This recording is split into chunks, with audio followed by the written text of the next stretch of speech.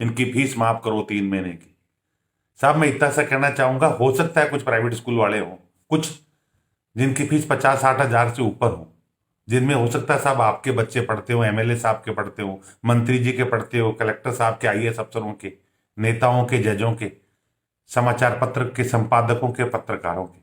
हो सकता है साहब वहां लूट रहे हो, तो साहब उनका नाम छापो ना, उन लूटने वालों का नाम तो छापो, पर सबको तो मत बदनाम करो साहब। मैं थोड़ी सी आपको बता देना चाहता हूं साहब, हम कौन है। हम एक बीएड किए हुए लोग हैं जो सरकार से नौकरी मांगने गए थे। सरकार के पास नौकरी नहीं थी साहब, तो हमने सोचा शिक्षा का काम कर लें। तो जब गए तो मालूम चला एक आदमी तो स्कूल नहीं खोल सकता, एक समिति बनानी पड़ती है, फिर उसको रजिस्टर्ड करना पड़ता है, न लाभ न हानि लिखना पड़ता है। पर साहब धोखा देखिए वहां, वो समिति ये नहीं कहती पैसा कहां से लाएगा, फिर हम साहब इधर उधर से कर्जा करते हैं, उधार करते हैं। कानून में तो कोई सुविधा ही नहीं है साहब। उद्योग को, व्यापार को, दारू की दुकान खोलने वाले को लोन मिलने की सुविधा है, पर साहब हम स्कूल वालों को कोई सुविधा नहीं है। हम खुद ही जमीन लेते हैं साहब, ये जमीन भी हम ही खरीदते हैं, या फिर अपने घर में स्कूल खोल लेते हैं नीचे और 2 कमरे में ऊपर रह लेते हैं। कानून में तो कोई प्रावधान नहीं था। हम बिजली का कॉमर्शियल बिल देते हैं, हाउस टैक्स देते हैं साहब, फिर जमीन का हमें कन्वर्जन कराना पड़ता है साहब, फिर 10 से 12 लाख रुपए दे के मान्यता लेते हैं साहब। अब कहां से लेंगे साहब, ये खर्चा कहीं से तो निकलेगा ही ना। सरकार हमसे शर्तें भरवा लेती है साहब, टीचर को तनख्वाह नहीं दे तो कार्रवाई करे, बच्चे को पढ़ाए, बच्चा फीस नहीं दे तो उसका नाम नहीं काट सकते साहब, उसकी टीसी नहीं रोक सकते, उसकी मार्कशीट नहीं रोक सकते, वो बोर्ड से जाके डुप्लीकेट मार्कशीट ले आता है। और मजे की बात लो साहब, अगर बोर्ड में हम 500 रुपये फीस जमा नहीं करें तो बोर्ड एग्जाम नहीं लेता।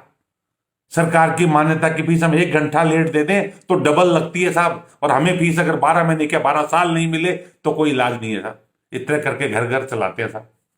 एक छोटे छोटा स्कूल संचालक होता है ना साहब, उसके यहाँ भी 20 लोगों के घर पड़ते हैं, टीचर से लेके, बाईजी से लेके, गार्ड से लेके, ऑटो वाला भी हमारे भरोसे खाता साहब। एक कुछ लोग हमारे स्कूल के बाहर परचूनी की दुकान खोल लेते हैं, बीड़ी बिस्कुट बेच के अपने बच्चों का और अपने घर का पेट पालते हैं साहब। हम क्या गुनाह कर रहे हैं साहब। हम राजस्थान के 91 लाख बच्चों को पढ़ा रहे हैं, सही पूछो तो हम आपका बहुत बड़ा भला कर रहे हैं साहब। अभी राजस्थान सरकार के पास 60-70 लाख बच्चे पढ़ रहे हैं, उनकी 42,000 करोड़ बजट है। ये 91 लाख बच्चे भी सरकारी स्कूल में पढ़े तो कितना बजट हो आप सोच सकते हो क्या साहब। इतना बजट है हमारी सरकार के पास, इतनी बिल्डिंग है। हमारे जो 60 लाख बच्चे पढ़ रहे हैं उनको हम सुविधाएं दे पाए हैं? नहीं दे पाए। मैं मानता हूं सरकार की मजबूरी है। तो साहब फिर आप कैसे कह रहे हो, और फिर माफ कैसे कराना चाहते हो साहब? उस टीचर की तनख्वाह माफ कर दें क्या? अच्छा माफ कर भी देंगे साहब आपके कहने से, फिर उसका परिवार क्या खाएगा? उस भाई जी का परिवार क्या खाएगा? इस बिल्डिंग का किराया नहीं लगेगा साहब 3 महीने का। आपकी बिल्डिंग होती है, आप किराया मुफ्त में दे देते साहब। इसे किराया देना पड़ेगा साहब, बिजली का बिल देना पड़ेगा, जो लोन ले रखे उनकी किस्तें देनी पड़ेगी। हाँ साहब आपको ये लगता है 4 बसें खड़ी है, पर वो 4 बसें किस्तों में है साहब। और ज्यादातर के आप उठा के देख लेना फाइनेंस कंपनियों से, ज्यादातर स्कूल वालों की बसें की किस्तें बाउंस होती है, हम डबल डबल चुकाते हैं। और वो क्यों होती है साहब? क्योंकि हमारे पेरेंट्स गरीब होते हैं, उनके पास पैसा नहीं होता। वो जब आके हाथ जोड़ के निवेदन करता है ना, वो आपकी तरह माफ कराने नहीं जाता था, न अखबार में लेटर लिखता।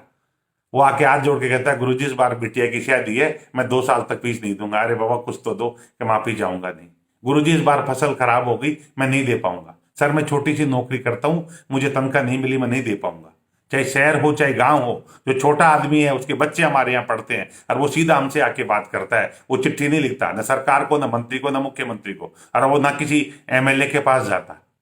ये तो कुछ लोग हैं साहब आप, जो बड़े बड़े स्कूलों में बच्चे पढ़ाते हो अपने उसके लिए, ईगो सेटिस्फाई करने के लिए, अपना आपका स्टेटस दिखाने के लिए बड़े स्कूलों में बच्चे पढ़ाते हो, और फिर फीस माफी की बात करते हो। साहब मत पढ़ाओ ना उनके, हमारे भेजो। मेरा नाम नोट करो साहब, अनिल सर, मैं जयपुर से हूं, मानसरोवर से। आप मेरे पढ़ाओ ना, आप 6 महीने बाद दे देना, और उनकी आधी दे देना, और उनसे अच्छा बच्चा नहीं पढ़ाऊं तो बताना। लेकिन नहीं साहब, आपको तो नाम चाहिए ना। तो साहब फिर नाम है तो पैसे दो साहब, मैं क्या कर सकता हूँ इसमें? आप क्यों माफ कराते हो? और अपने स्कूल का नाम लिखो साहब, सबकी माफ मत करो। आप अगली बार से आप मांग करो अपने स्कूल का, मैं फला स्कूल मेरा बच्चा पढ़ता है, उसकी फीस माफ की जाए। सब जानू साहब आपकी हिम्मत, चाहे आप पत्रकार हो और चाहे आप नेता हो। आप पार्षद बनना चाहते हो साहब, हैं, और झूठी वाई वाई लूटने के लिए हमारे गले पे तलवार चलाना चाहते हो। आप एमएलए बनना चाहते हो, बनो ना साहब।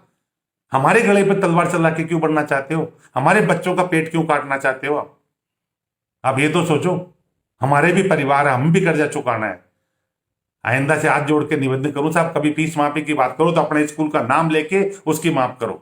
और पत्रकार महोदय से आपसे निवेदन करूंगा, पत्रिका से विशेष रूप से आप खूब छापते हो साहब, लूटने लग गए, अब लूटने के दिन आ गए।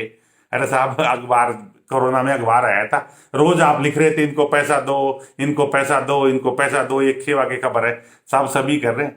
हम ऑनलाइन एजुकेशन दे रहे हैं, हम भी तो कोरोना योद्धा है साहब।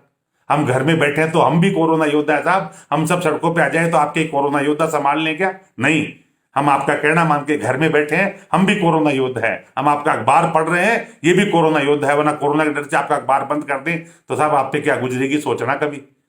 आप एक दिन लेट नहीं कर सकते, आप उसका पैसा थोड़ी ला रहे हो। वो जो आपका होकर आता है उसके इतना पैसा है क्या साहब? नहीं, आपके अखबार का पैसा भी है, पर आपने तरीका, क्योंकि आप अखबार में लिख सकते हो।